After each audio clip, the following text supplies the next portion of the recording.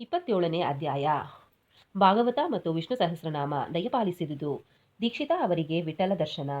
ಗೀತರಹಸ್ಯ. ಕಾರ್ಪಾಡೆ ದಂಪತಿಗಳು. ಬಾಬಾ ಅವರು ತಮ್ಮ ಭಕ್ತರಿಗೆ ಧಾರ್ಮಿಕ ಗ್ರಂಥಗಳನ್ನು ತಮ್ಮ ಸ್ವಹಸ್ತದಿಂದ ಕೊಟ್ಟು ಪುನೀತರನ್ನಾಗಿ ಮಾಡಿ ಹೇಗೆ ಅನುಗ್ರಹಿಸುತ್ತಿದ್ದರು ಎಂಬುದನ್ನು ಈ ಅಧ್ಯಾಯದಲ್ಲಿ ಹೇಮಾಡಪಂತರು ವಿವರಿಸಿದ್ದಾರೆ. ಮಾನವನು ಸಾಗರದಲ್ಲಿ ಸ್ನಾನ ಮಾಡಿದರೆ ಸಮಸ್ತ ಪವಿತ್ರ ಕ್ಷೇತ್ರಗಳಲ್ಲಿಯೂ ಮತ್ತು ಪುಣ್ಯ ನದಿಗಳಲ್ಲಿಯೂ ಮಿಂದ ಪುಣ್ಯ ದೊರಕುತ್ತದೆ. ಅವನು ಸದ್ಗುರುವಿಗೆ ನಮಿಸಿದರೆ ತ್ರಿಮೂರ್ತಿಗಳಿಗೂ ಮತ್ತು ಪರಬ್ರಹ್ಮನಿಗೂ ನಮಸ್ಕರಿಸಿದ ಪುಣ್ಯ ಲಭಿಸುತ್ತದೆ. ಆದುದರಿಂದ ಭಕ್ತರ ಕಲ್ಪತರುವು ವರ ಕಾಮಧೇನುವು ಜ್ಞಾನ ಸಾಗರರು ಆದ ಶ್ರೀ ಸಾಯಿಬಾಬಾ ಅವರಿಗೆ ಜಯತ್ತು. ಓ ಸಾಯಿ, ನಿನ್ನ ಕಥೆಗಳಲ್ಲಿ ನಮಗೆ ಪ್ರೀತಿಯನ್ನು ಹುಟ್ಟಿಸು. ಜಾತಕ ಪಕ್ಷಿಯು ಮಳೆಯ ನೀರನ್ನು ಕುಡಿದು ಸಂತೋಷ ಪಡುವಂತೆ ವಾಚಕರು ತಮ್ಮ ಮತ್ತು ಶ್ರವಣ ಮಾಡುವವರು ನಿನ್ನ ಕಥೆಗಳನ್ನು ಸಹ ಅದೇ ತರಹದ ರುಚಿಯಿಂದ ಸ್ವಾದಿಸುವಂತಾಗಲಿ. ನಿನ್ನ ಲೀಲೆಗಳನ್ನು ಕೇಳುತ್ತಾ ಅವರ ಶರೀರವು ಬೆವರಲಿ, ನಯನಗಳಿಂದ ಆನಂದ ಬಾಷ್ಪ ಹರಿಯಲಿ, ಪ್ರಾಣಗಳು ನಿಶ್ಚಲವಾಗಲಿ, ಮನಸ್ಸು ಶಾಂತಿ ಪಡೆಯಲಿ. ಅವರು ರೋಮಾಂಚಿತರಾಗಿ ಶೋಕಿಸಿ ರೋಧಿಸಲಿ, ಚಿಕ್ಕದು ದೊಡ್ಡದು ಎಂಬ ಭೇದ ಭಾವ ತೊಲಗಲಿ. ಈ ರೀತಿ ಅವರು ಮತ್ತು ಅವರ ಕುಟುಂಬವು ಸಾತ್ವಿಕ ಪ್ರೇರೇಪಣೆಯನ್ನು ಹೊಂದುವಂತಾಗಲಿ. ಇವು ಲಭಿಸಿದ್ದಾದರೆ ಅವರಿಗೆ ಗುರುವಿನ ಕೃಪಾಕಟಾಕ್ಷ ಲಭಿಸಿತೆಂದೇ ಅರ್ಥ.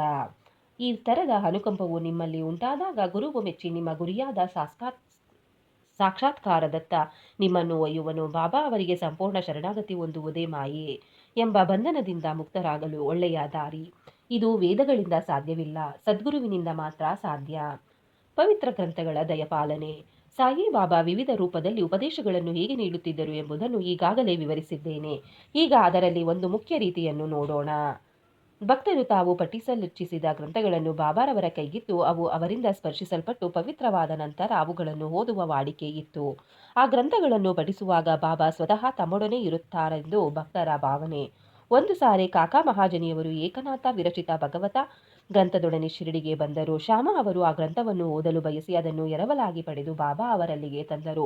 ಆಗ ಬಾಬಾ ಅವರು ಅದನ್ನು ತೆಗೆದುಕೊಂಡು ಸ್ವಲ್ಪ ಪುಟಗಳನ್ನು ತಿರುವು ಹಾಕಿ ಇದನ್ನು ನೀನೇ ಇಟ್ಟುಕೋ ಎಂದರು. ಅದಕ್ಕೆ ಶ್ಯಾಮ ಅವರು ಅದು ತಮ್ಮದಲ್ಲವೆಂದು ಕಾಕಾ ಅವರಿಗೆ ಅದನ್ನು ಪುನಃ ಕೊಡಬೇಕೆಂದು ತಿಳಿಸಿದರು. ಆಗ ಬಾಬಾ ಅವರು ಬೇಡ ಬೇಡ, ನಿನಗೆ ಕೊಟ್ಟಿದ್ದೇನೆ, ಅದನ್ನು ಭದ್ರವಾಗಿ ಕಾಪಾಡು, ನೀನೇ ಇಟ್ಟುಕೋ, ಅದರಿಂದ ನಿನಗೆ ಪ್ರಯೋಜನವಿದೆ ಎಂದರು. ಕೆಲವು ದಿನಗಳ ನಂತರ ಕಾಕಾ ಮಹಾಜನಿ ಅವರು ಏಕನಾಥ ಭಗವತದ ಮತ್ತೊಂದು ಪ್ರತಿಯನ್ನು ತಂದು ಬಾಬಾ ಅವರ ಕೈಗಿತ್ತರು. ಆಗ ಬಾಬಾ ಅವರು ಅದನ್ನು ಸ್ಪರ್ಶಿಸಿ ಇದನ್ನು ಕಾಪಾಡು ಎಂದು ಹೇಳಿ ಹಿಂತಿರುಗಿಸಿದರು. ಕಾಕಾ ಅವರು ಅದನ್ನು ಪ್ರಸಾದವನ್ನಾಗಿ ಸ್ವೀಕರಿಸಿ ನಮಸ್ಕರಿಸಿದರು. ಶ್ಯಾಮ ಅವರಿಗೆ ವಿಷ್ಣು ಸಹಸ್ರನಾಮ. ಶ್ಯಾಮ ಅವರು ಬಾಬಾ ಅವರ ಆಪ್ತ ಭಕ್ತರಾಗಿದ್ದರು. ಆದುದರಿಂದ ಬಾಬಾ ಅವರಿಗೆ ವಿಷ್ಣು ಸಹಸ್ರನಾಮವನ್ನು ಅನುಗ್ರಹಿಸಬೇಕೆಂದು ಮನಸ್ಸು ಮಾಡಿದರು. ಒಂದು ಸಲ ರಾಮದಾಸಿ ಎಂಬುವರು ಶಿರಡಿಗೆ ಬಂದು ನೆಲೆಸಿದರು. ಪ್ರತಿದಿನ ಮುಂಜಾನೆ ಎದ್ದು ಮುಖ ತೊಳೆದು ಸ್ನಾನ ಸಂಧ್ಯಾವಂದನೆಗಳನ್ನು ಮುಗಿಸಿ ವಿಷ್ಣು ಸಹಸ್ರನಾಮವನ್ನು ಮತ್ತು ಆಧ್ಯಾತ್ಮ ರಾಮಾಯಣವನ್ನು ಬಹಳ ಭಕ್ತಿಯಿಂದ ಓದುತ್ತಿದ್ದರು. ಕೆಲವು ದಿನಗಳ ನಂತರ ಬಾಬಾ ಅವರು ಶ್ಯಾಮ ಅವರಿಗೆ ವಿಷ್ಣು ಸಹಸ್ರನಾಮವನ್ನು ದಯಪಾಲಿಸಬೇಕೆಂದು ಮನಸ್ಸು ಮಾಡಿ ರಾಮದಾಸಿಯನ್ನು ತಮ್ಮ ಬಳಿಗೆ ಕರೆದು ತಮಗೆ ಬಹಳ ಹೊಟ್ಟೆ ನೋವಾಗಿದೆ ಎಂದು ಸೋನಾಮುಖಿ ತಿನ್ನದಿದ್ದರೆ ಅದು ಕಡಿಮೆಯಾಗಲಾರೆ ಎಂದು ಹೇಳಿ ಅದನ್ನು ತರಲು ಅವರನ್ನು ಪೇಟೆಗೆ ಕಳುಹಿಸಿದರು. ಆಗ ರಾಮದಾಸಿ ಪುಸ್ತಕವನ್ನು ಬದಿಗಿಟ್ಟು ಪೇಟೆಗೆ ಹೋದರು. ಅವರು ಹೋದ ಕೂಡಲೇ ಬಾಬಾ ರಾಮದಾಸಿಯ ಜಾಗಕ್ಕೆ ಹೋಗಿ ವಿಷ್ಣು ಸಹಸ್ರನಾಮ ಪುಸ್ತಕ ತೆಗೆದುಕೊಂಡು ಶ್ಯಾಮ ಅವರನ್ನು ಕರೆದು, ಶ್ಯಾಮ, ಇದು ಬಹಳ ಬೆಲೆಯುಳ್ಳದ್ದು, ಪವಿತ್ರವಾದದ್ದು ಆಗಿದೆ. ನಾನು ನಿನಗೆ ಇದನ್ನು ಬಹುಮಾನವಾಗಿ ಕೊಡುತ್ತೇನೆ. ಇದನ್ನು ಓದು. ಒಂದು ಸಾರಿ ನನಗೆ ಎದೆಯ ನೋವು ಜಾಸ್ತಿಯಾಗಿ ಬದುಕುವ ಭರವಸೆ ಇರಲಿಲ್ಲ. ಆಗ ಈ ಪುಸ್ತಕವನ್ನು ನನ್ನ ಎದೆಗೆ ಒತ್ತಿಕೊಂಡೆನು. ನನಗೆ ಎಂಥ ವಿರಾಮ ದೊರಕಿತ್ತು ನಿನಗೆ ಗೊತ್ತೇ? ದೇವರೇ ಕೆಳಗಿಳಿದು ಬಂದು ನನ್ನನ್ನು ರಕ್ಷಿಸಿದಂತೆ ಭಾಸವಾಗಿತ್ತು. ನೀನು ಇದನ್ನು ನಿಧಾನವಾಗಿ ಶ್ರದ್ಧೆ ಮತ್ತು ಭಕ್ತಿಯಿಂದ ಓದು. ದಿನಕ್ಕೊಂದು ಬಾರಿಯಾದರೂ ವಿಷ್ಣುನಾಮವನ್ನು ಉಚ್ಚರಿಸು, ನಿನಗೆ ಕಲ್ಯಾಣವಾಗುತ್ತದೆ ಎಂದು ಹೇಳಿ ಅವರು ಕೈಗೆ ಪುಸ್ತಕ ಕೊಟ್ಟರು. ಆಗ ಶ್ಯಾಮ ಅವರು ಪುಸ್ತಕದ ಮಾಲೀಕರು ರಾಮದಾಸಿ ಎಂದು ಅವರು ಹುಂಬರೂ ತಲೆ ತಿರುಕರು ಆದುದರಿಂದ ತಮ್ಮೊಡನೆ ಜಗಳವಾಡುವರೆಂದು, ಜೊತೆಗೆ ತಮಗೆ ಸಂಸ್ಕೃತ ಸರಿಯಾಗಿ ಅರ್ಥವಾಗುವುದಿಲ್ಲವೆಂದು ಹೇಳಿ ಪುಸ್ತಕ ತೆಗೆದುಕೊಳ್ಳಲು ನಿರಾಕರಿಸಿದರು. ರಾಮದಾಸಿಯ ಮೇಲೆ ತಮ್ಮನ್ನು ಎತ್ತಿ ಕಟ್ಟಬೇಕೆಂದು ಬಾಬಾ ಇಚ್ಛಿಸಿದ್ದಾರೆಂದು ಶ್ಯಾಮ ಭಾವಿಸಿದರು. ಬಾಬಾ ಅವರ ಇಂಗಿತ ಅವರಿಗೆ ಹೀಗೆ ತಿಳಿದಿತ್ತು.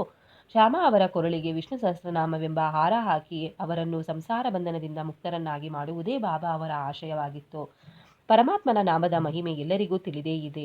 ಅದು ನಮ್ಮನ್ನು ಪಾಪ ಕರ್ಮಗಳಿಂದ ದೂರ ಮಾಡಿ ಜನನ ಮರಣಗಳಿಂದ ನಮ್ಮನ್ನು ಮುಕ್ತ ಮಾಡುತ್ತದೆ. ಇದಕ್ಕಿಂತ ಸುಲಭವಾದ ಸಾಧನ ಬೇರೊಂದಿಲ್ಲ. ಅದಕ್ಕೆ ಯಾವ ವಿಧವಾದ ಸಾಮಾನು ಸರಂಜಾಮುಗಳ ಅವಶ್ಯಕತೆ ಇಲ್ಲ. ಅದಕ್ಕೆ ನಿಬಂಧನೆಗಳಿಲ್ಲ. ಅದು ಎಷ್ಟು ಸುಲಭ ಸಾಧ್ಯವೋ ಅಷ್ಟೇ ಪರಿಣಾಮಕಾರಿ. ಆದುದರಿಂದಲೇ ಬಾಬಾ ಶ್ಯಾಮ ಅವರಿಗೆ ಅದನ್ನು ತೆಗೆದುಕೊಳ್ಳಲು ಒತ್ತಾಯಪಡಿಸಿದರು. ರಾಮದಾಸಿ ಸೋನಾಮುಖಿಯೊಡನೆ ಹಿಂತಿರುಗಿದರು. ಆ ಸಂದರ್ಭದಲ್ಲಿ ಅಲ್ಲಿಯೇ ಇದ್ದ ಅಣ್ಣ ಚಿಂಚಣೀಕರ ನಾರದರ ಪಾತ್ರ ವಹಿಸಿ ನಡೆದ ಸಮಾಚಾರ ಕೂಡಲೇ ಅವರಿಗೆ ತಿಳಿಸಿದರು. ಇದನ್ನು ಕೇಳಿ ರಾಮದಾಸಿ ಬಹಳ ಕೋಪಗೊಂಡು ಶ್ಯಾಮ ಅವರ ಬಳಿಗೆ ಬಂದು ಈ ಪುಸ್ತಕವನ್ನು ಪಡೆಯಲು ಸಹ ಬಾಬಾ ಅವರಿಗೆ ಹೊಟ್ಟೆ ನೋವೆಂದು ಸುಳ್ಳು ಹೇಳಿ ನನ್ನನ್ನು ಸೋನಾಮುಖಿ ತರಲು ಕಳಿಸಲು ನೀವೇ ಕಾರಣರು ಎಂದು ಗದರಿಸಿದರು. ಶ್ಯಾಮ ಅವರನ್ನು ತೆಗೆಗಳಲು ಶುರು ಮಾಡಿದರು. ಪುಸ್ತಕವನ್ನು ಮರಳಿ ಕೊಡದಿದ್ದರೆ ನಿಮ್ಮ ತಲೆ ಹೊಡೆಯುವೆನೆಂದರು. ಆಗ ಶ್ಯಾಮ ಶಾಂತ ರೀತಿಯಿಂದ ಅವರೊಡನೆ ಮಾತಾಡಿ ವಿಫಲರಾದರು. ನಂತರ ಬಾಬಾ ರಾಮದಾಸಿಯನ್ನು ಕುರಿತು, ರಾಮದಾಸಿ ಹೀಗೇಕೆ ವರ್ತಿಸುತ್ತಿ, ಏತಕ್ಕೆ ಕೋಪಗೊಂಡಿರುವೆ? ಶ್ಯಾಮ ನಮ್ಮ ಹುಡುಗನೇ ಅಲ್ಲವೇ? ಅನವಶ್ಯಕವಾಗಿ ಅವನನ್ನೇಕೆ ತೆಗಳುವೆ? ಇದೇನು ಈಚೆಗೆ ಬಹಳ ಜಗಳಗಂಟನಾಗಿರುವೆ? ನಿನಗೆ ಮೃದು ನುಡಿ ಬಾರವೇ? ಪ್ರತಿನಿತ್ಯವೂ ಪವಿತ್ರ ಗ್ರಂಥಗಳನ್ನು ಪಠಿಸುತ್ತಿ, ಆದರೂ ನಿನ್ನ ಮನಸ್ಸು ಶುಚಿಯಾಗಿಲ್ಲ. ನಿನ್ನ ಕ್ರೋಧಕ್ಕೆ ಯಾವುದೇ ಮಿತಿ ಇದ್ದಂತಿಲ್ಲ. ನೀನೆಂಥ ರಾಮದಾಸಿಯೋ? ಸಕಲ ವಸ್ತುಗಳಲ್ಲಿಯೂ ವಿರಕ್ತಿಯನ್ನು ತೋರಿಸಬೇಕು. ನಿಜವಾದ ರಾಮದಾಸಿಗೆ ಮಮತೆ ಇರುವುದಿಲ್ಲ. ಕೇವಲ ಒಂದು ಪುಸ್ತಕಕ್ಕಾಗಿ ಶ್ಯಾಮನೊಡನೆ ನೀನು ಜಗಳ ಆಡುತ್ತಿ. ಹೋಗು, ನಿನ್ನ ಸ್ಥಳದಲ್ಲಿ ಕುಳಿತುಕೋ. ಹಣದಿಂದ ಎಷ್ಟಾದರೂ ಪುಸ್ತಕ ಕೊಳ್ಳಬಹುದು, ಜನರನ್ನು ಕೊಳ್ಳಲು ಸಾಧ್ಯವೇ? ಸರಿಯಾಗಿ ಯೋಚಿಸಿ ನೋಡು, ವಿವೇಕಶಾಲಿಯಾಗು. ಆ ಪುಸ್ತಕದ ಬೆಲೆ ಏನು? ಶ್ಯಾಮನು ಇದಕ್ಕೆ ಸಂಬಂಧಪಟ್ಟವನಲ್ಲ. ನಾನೇ ಆ ಪುಸ್ತಕವನ್ನು ಅವನಿಗೆ ಕೊಟ್ಟೆನು. ನೀನು ಈಗಾಗಲೇ ವಿಷ್ಣು ಸಹಸ್ರನಾಮವನ್ನು ಬಾಯಿಪಾಠ ಮಾಡಿರುವಿ.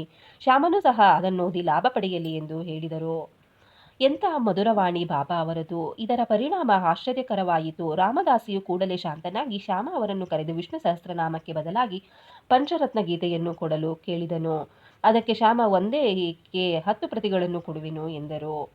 ಈ ರೀತಿ ಇಬ್ಬರಿಗೂ ರಾಜಿಯಾಯಿತು. ರಾಮದಾಸಿಯು ಪಂಚರತ್ನ ಗೀತೆಯನ್ನು ಏಕೆ ಕೇಳಿದನು? ಪ್ರತಿನಿತ್ಯವೂ ಬಾಬಾರವರ ಮುಂದೆ ಏಕೆ ಧಾರ್ಮಿಕ ಗ್ರಂಥಗಳನ್ನು ಓದುತ್ತಿದ್ದನು? ಶ್ಯಾಮ ಅವರೊಡನೆ ಜಗಳಾಡಿದ ಪ್ರಸಂಗವೇಕೆ ಎಂಬ ಪ್ರಶ್ನೆ ಉದ್ಭವಿಸಬಹುದು.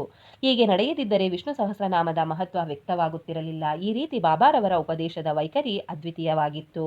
ನಂತರ ಶ್ಯಾಮ ಆ ಪುಸ್ತಕ ಓದಿ ಚೆನ್ನಾಗಿ ಅರ್ಥ ಮಾಡಿಕೊಂಡು ಪುಣೆಯ ಇಂಜಿನಿಯರಿಂಗ್ ಕಾಲೇಜಿನ ಪ್ರೊಫೆಸರ್ ಜಿ ನಾರ್ಕೆ ಅವರಿಗೆ ವಿವರಿಸಲು ಸಮರ್ಥರಾದರು. ವಿಠಲ ದರ್ಶನ. ಒಂದು ದಿನ ಕಾಕಾ ಸಾಹೇಬರು ಬೆಳಿಗ್ಗೆ ಸ್ನಾನವಾದ ಬಳಿಕ ಜಪ ಮಾಡುತ್ತಿದ್ದಾಗ ವಿಠಲ ದರ್ಶನವಾಯಿತು. ನಂತರ ಮಸೀದಿಗೆ ಹೋದಾಗ ಸಾಯಿಬಾಬಾ ವಿಠಲ ದರ್ಶನವಾಯಿತೇ?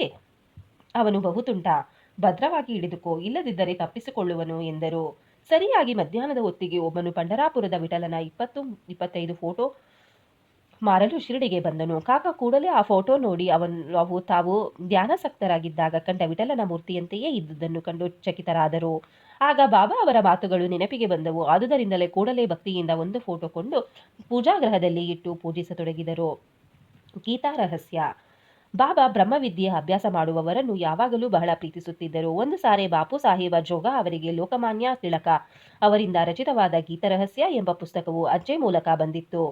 ಅವರು ಹಾಗೆಯೇ ಅದನ್ನು ಕಂಕುಳದಲ್ಲಿ ಇಟ್ಟುಕೊಂಡು ಬಾಬಾರವರ ದರ್ಶನ ಪಡೆಯಲು ಮಸೀದಿಗೆ ಬಂದರು. ಆಗ ಪುಸ್ತಕವು ಜಾರಿ ಬಾಬಾರವರ ಹತ್ತಿರ ಬಿದ್ದಿತು. ಬಾಬಾ ಅವರು ಅದೇನೆಂದು ಕೇಳಲು ಬಾಪು ಸಾಹೇಬ ಕಟ್ಟನ್ನು ಬಿಚ್ಚಿ ಪುಸ್ತಕವನ್ನು ಬಾಬಾ ಅವರ ಕೈಗಿತ್ತರು. ಆಗ ಬಾಬಾ ತಮ್ಮ ಕಿಸೆಯಿಂದ 1 ರೂಪಾಯಿಯನ್ನು ತೆಗೆದು ಆ ಪುಸ್ತಕದ ಮೇಲಿಟ್ಟು ಅದನ್ನು ಅವರಿಗೆ ಕೊಟ್ಟು, ಇದನ್ನು ಪೂರ್ತಿಯಾಗಿ ಓದು, ನಿನಗೆ ಒಳ್ಳೆಯದಾಗುತ್ತದೆ ಎಂದರು. ಕಾರ್ಪಡೆ ದಂಪತಿಗಳು. ಕಾರ್ಪಡೆಯವರ ವಿಚಾರವನ್ನು ಸ್ವಲ್ಪ ಹೇಳಿ ಈ ಅಧ್ಯಾಯವನ್ನು ಮುಗಿಸೋಣ. ಒಂದು ಸಾರಿ ದಾದಾ ಸಾಹೇಬ ಕಾರ್ಪಡೆಯವರು ಕುಟುಂಬ ಸಮೇತ ಶಿರಡಿಗೆ ಬಂದು ಕೆಲವು ಕಾಲ ಅಲ್ಲಿ ವಾಸಿಸಿದರು. ದಾದಾ ಸಾಹೇಬರು ಸಾಮಾನ್ಯರಲ್ಲ. ಅವರು ದಿಲ್ಲಿ ರಾಜ್ಯ ಪರಿಷತ್ತಿನ ಸದಸ್ಯರು, ಅಮರಾವತಿಯ ಪ್ರಸಿದ್ಧ ವಕೀಲರು, ಸುಪ್ರಸಿದ್ಧ ಭಾಷಣಕಾರರೂ ಸಹ ಆಗಿದ್ದರು. ಆದರೆ ಬಾಬಾರವರ ಎದುರಿಗೆ ಮಾತನಾಡಲು ಅವರಿಗೆ ಧೈರ್ಯವಿರಲಿಲ್ಲ. ಅನೇಕರು ಬಾಬಾ ಅವರೊಡನೆ ವಾದಿಸುತ್ತಿದ್ದರು. ಆದರೆ ಕಾರ್ಪಡೆ ಮೂಲಕರ ಬೂಟಿ ಇವರು ಮಾತ್ರ ಮೌನದಿಂದ ಇರುತ್ತಿದ್ದರು. ಅವರು ಸೌಮ್ಯವಾಗಿಯೂ ವಿನಯಸಂಪನ್ನರಾಗಿಯೂ ಇದ್ದರು. ಪಂಚದಶಿಯನ್ನು ಸ್ಪಷ್ಟವಾಗಿ ವಿವರಿಸಬಲ್ಲವರಾದ ದಾದಾ ಸಾಹೇಬ ಬಾಬಾರವರು ಎದುರು ಒಂದು ಮಾತು ಸಹ ಆಡುತ್ತಿರಲಿಲ್ಲ. ಮಾನವನು ಎಷ್ಟೇ ವಿದ್ವಾಂಸನಾಗಿದ್ದರೂ ಬ್ರಹ್ಮಜ್ಞಾನ ಪಡೆದವನ ಸರಿಸಮಾನ ನಿಲ್ಲಲಾರನು. ಪಾಂಡಿತ್ಯವು ಬ್ರಹ್ಮಜ್ಞಾನದ ಎದುರು ಪ್ರಕಾಶಿಸಲಾರದು. ದಾದಾ ಸಾಹೇಬ 4 ತಿಂಗಳು ಶ್ರೀಮತಿ ಕಾರ್ಪಡೆ 7 ತಿಂಗಳು ಶಿರಡಿಯಲ್ಲಿ ತಂಗಿದ್ದರು.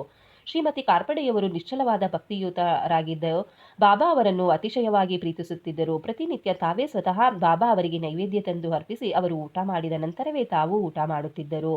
ಇವರ ನಿಶ್ಚಲವಾದ ಭಕ್ತಿಯನ್ನು ಕಂಡ ಬಾಬಾ ಇದನ್ನು ಇತರರಿಗೂ ತೋರಿಸಬೇಕೆಂದು ಮನಸ್ಸು ಮಾಡಿದರು. ಒಂದು ದಿನ ಶ್ರೀಮತಿಯವರು ಪೂರಿ ಪಲ್ಯ, ಅನ್ನ ಸಾರು ಮುಂತಾದವುಗಳನ್ನು ಮಸೀದಿಗೆ ತಂದರು.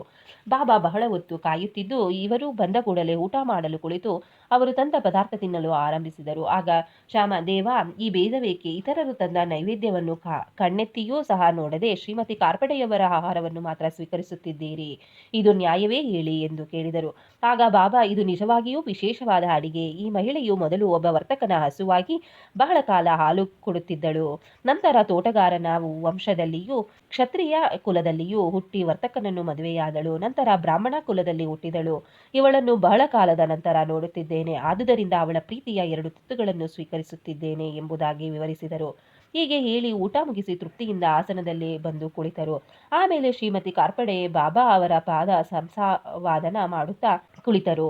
ಇದನ್ನು ನೋಡಿ ಶ್ಯಾಮ, ಸೇವೆ ಚೆನ್ನಾಗಿ ನಡೆಯುತ್ತಿದೆ. ದೇವರು ಮತ್ತು ಭಕ್ತರು ಒಬ್ಬರಿಗೊಬ್ಬರು ಅನ್ಯೋನ್ಯವಾಗಿ ಸೇವೆ ಮಾಡುತ್ತಿರುವ ಈ ದೃಶ್ಯವೇ ರಮ್ಯ, ಅದ್ಭುತವಾದದ್ದು ಎಂದರು.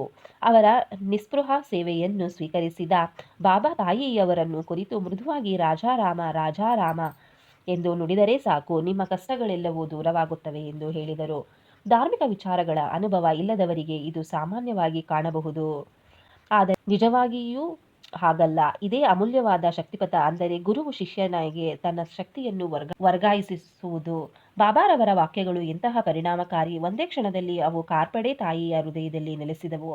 ಈ ಕಥೆ ಗುರುವಿಗೂ ಶಿಷ್ಯನಿಗೂ ಇರಬೇಕಾದ ಸಂಬಂಧ ವಿವರಿಸುತ್ತದೆ. ಶ್ರೀ ಸಾಯಿ ಪ್ರಣಾಮ. ಈ ಅಧ್ಯಾಯವನ್ನು ಕೇಳಿದ ನಿಮ್ಮೆಲ್ಲರಿಗೂ ಶ್ರೀ ಸಾಯಿ ಬಾಬಾ ಒಳ್ಳೆಯದನ್ನು ಮಾಡಲಿ. ಶ್ರೀ ಸಾಯಿ ಪ್ರಣಾಮ.